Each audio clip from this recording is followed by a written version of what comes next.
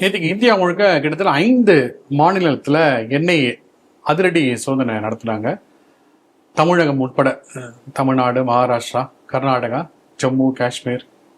என்ன அடிப்படையில் அந்த சோதனை நடத்துறாங்கன்னா, பல்காம் தாக்குதலுக்கு பிறகு இந்த அல்கொய்தா அமைப்பு கொஞ்சம் ஆக்டிவா இருக்கிறது இந்தியாவில் அப்படின்னு சொல்லி ஒரு செய்தி வந்திருக்கிறது.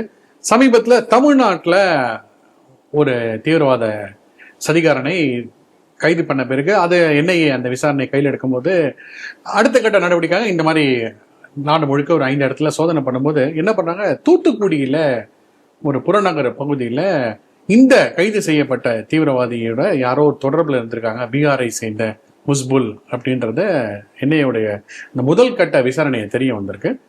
அவரை அழைச்சி என்ஐஏ விசாரணை பண்ணி இது எவ்வளோ வருஷமா இருக்காங்க, என்ன இருக்கு, ஆவணங்கள்லாம் இல்லைன்றத வேற சொல்லியிருக்காங்க. இந்த செய்தி நீங்க எப்படி பாக்குறீங்க? இந்த அல் கொய்தா என்பது பின் லேடன் எஸ்டாப்ளிஷ் பண்ண ஸ்தாபனம் செய்த ஒரு அமைப்பு. அந்த பின் லேடன் உயிரோடு இருக்கும் போதே கிட்டத்தட்ட 1 லட்சத்துக்கு மேற்பட்ட பயங்கரவாத ட்ரைனிங் எடுத்த படை வீரர்கள் அல் கொய்தால இருப்பதாக அபிஷியல் நியூஸ் அவங்க சொன்னாங்க. இன்றைக்கு என்ன தெரியாது, இன்னும் அதை விட அதிகமாக கூட இருக்க வாய்ப்பு இருக்கிறது. அந்த அல் கொய்தா டெரர் கேம்ப்ஸ் பற்றிய வீடியோக்கெல்லாம் சோசியல் மீடியால, இன்னும் சில மெயின் ஸ்ட்ரீம் மீடியாக்கள்ல வீடியோவா காமிச்சாங்க. எந்த அளவுக்கு ஒரு டஃப் இது கொடுத்து ட்ரைனிங் கொடுத்து. அந்த அல் கொய்தா அப்படிங்கிற அந்த அரேப் வேர்டுக்கு என்ன அர்த்தம்னா த பேஸ், த ஃபவுண்டேஷன். அதாவது உலகம் முழுவதும் ஒற்றை இஸ்லாமிய ஒரு நாடு, ஒரு ஷரியத்லா கூட கொண்டு வரதுக்கான ஒரு அமைப்பாக, அடிப்படையாக இந்த அல் கொய்தா வேலை செய்யும். பேன் இஸ்லாமிக், இதுதான் அதோட பிரச்சனையே. போன செய்திகள் சிந்தனைகளை அதை பத்தி நம்ம பேசணும். அப்ப இந்த அல் கொய்தா அமைப்பு ஆப்கானிஸ்தான் இருக்கு, பாகிஸ்தான் இருக்கு என்று நினைச்சிட்டு இருந்தோம். இன்னைக்கு பார்த்தோம்னா இந்தியா முழுக்க 22 இடங்களில் சோதனை நடத்தியிருக்காங்க. இங்கு மூளை செலவை செய்யப்படுகிறார்கள் அந்த பயிற்சியில சேருவதற்காக. அப்ப மதத்தின் பெயரால் இதோ நம்ம மதத்துல நம்ம தீவிரமா இருக்கணும் அப்படிங்கிற பேர்ல உள்ள கூப்பிட்டு அவனுக்கு பயங்கரவாத டெரர் கேம்ப் நடத்துறாங்க, மூளை செலவு செய்யறாங்க. இது இப்ப நடந்து கொண்டிருக்கிறது. இப்ப தமிழ்நாட்டில் இதே போல தூத்துக்குடியில சோதனை நடத்தியிருக்கிறார்கள், நாடு முழுக்க 22 இடத்துல. அதனால இதுல முக்கியமான நமக்கு என்ஐஏ ஷுட் பி, அவங்களுக்கு ஹேட்ஸ் ஆஃப் என்ஐஏ மாதிரி ஒரு அமைப்பு இல்லாட்டினா இதெல்லாம் இந்த மாதிரி கண்டுபிடிக்கவே முடியாது. ஏன்னா இவங்க நாடு முழுக்க எல்லா மாநிலங்களையும் நெட்வொர்க் வச்சிருக்காங்க. இப்போ ஒரு போலீஸ் மட்டும் தமிழ்நாடு போலீஸ்னு வச்சுக்கோங்க, தமிழ்நாடு போலீஸ் இதுக்குள்ளதான் பண்ண முடியும். இன்னொரு இடத்துல போனா திருப்பி அந்த போலீஸ் முறைப்படி ஒரு விசாரணை அனுமதி கேட்டு போய் வாங்கி அது ரொம்ப டிலே ஆகும் ப்ராசஸ். அதனால என்ஐஏ போன்ற அமைப்பு இருக்கின்ற காரணத்தினால இதெல்லாம் நம்ம இப்படிப்பட்ட ஒரு பயங்கரவாத சிலிண்டர் வெடிப்பாக கூட இங்க சொல்லிடுவாங்க. அங்கங்க அதுக்கேற்றபடி என்ன வெடிப்போ அந்த மாதிரி மாறிடும். அதுல என்ஐஏவுக்கு ஒரு பெரிய ஒரு பாராட்டுதல்கள். இப்ப பாத்தீங்கன்னா தமிழகத்திலே திருபுவனம் ராமலிங்கம் கொலை வழக்கு, அது என்ஐஏ அந்த கேஸு கையில போனதுனாலதான் அந்த குற்றத்தோடு சம்பந்தப்பட்டவர்கள் மட்டும் இல்லாமல் அந்த நெட்வொர்க் செயின்ல இருக்கக்கூடிய எல்லாரையும் துருவி எடுத்து ஃபுல்லா கண்டுபிடிச்சிருக்காங்க. ஆகவே என்ஐஏ நல்ல பாராட்டுதல்கள். காங்கிரஸ் பண்ண ஒரு நல்ல காரியம். அவன் நிறைய நாட்டுக்கு நல்ல பல சாபக்கேடுகளா பல காரியம் செஞ்சா கூட தெரியாம தன்னை மறந்து ஒரு நல்ல காரியம் செஞ்சுட்டாங்க. அதனால அவங்களுக்கு பாராட்டுதல் சொல்றோம்.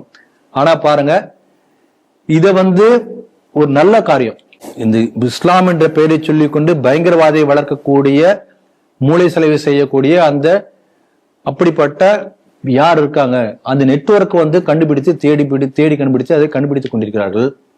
ஆனால் நம்ம நாட்டில் உள்ள மற்ற எந்த முஸ்லிம் அமைப்புகளோ எத்தனையோ ஆர்கனைசேஷன்ஸ் இருக்கு, யாருமே இதை பாராட்டி ஆதரித்து நல்ல விஷயம் என்று சொல்லல. இதை நம்ம கவனிக்க வேண்டிய விஷயம். ஆனா என்ன சொல்றாங்க, நாங்களாம் அமைதி விரும்பக்கூடியவர்கள், அமைதி மார்க்கத்தவர்கள். அப்ப உண்மையே அமைதி விரும்பக்கூடியவர்களாக நீங்கள் இருந்தீர்களானால் நீங்கள் இதை வரவேற்று ஸ்டேட்மெண்ட் கொடுக்கணும். பார்க்கலாம் எத்தனை பேர் கொடுக்குறாங்கன்னு பார்ப்போம். அப்படி எத்தனை பேர் கொடுக்குறாங்களோ அத்தனை பேர் தான் அமைதி விரும்பக்கூடியவர்கள் நம்ம எடுத்துக்க முடியும்.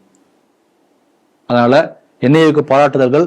தமிழகத்தை பொறுத்தவரை இப்படிப்பட்ட பயங்கரவாத செயல்கள் நடந்து கொண்டுதான் இருக்கும். ஏன்னா பாருங்க, கம்பத்துல இருக்கக்கூடிய ஒருத்தர் அந்த தாவா நடத்தியிருக்கார், பல இடங்களில் போய் பேசியிருக்கார். அவர் பேசும்போது இந்த நாடை இஸ்லாமிய நாடாக மாற்ற வேண்டும், வெளிநாட்டிலிருந்து படையெடுத்து இஸ்லாமிய நாடாக மாற்றுவதற்கான முயற்சியும் பண்ணணும். அப்படி பண்ணா நரகத்தில் அல்லாஹ் அவங்களை காப்பாற்றுவார். ஷரியத் சட்டம் கொண்டு வரணும்.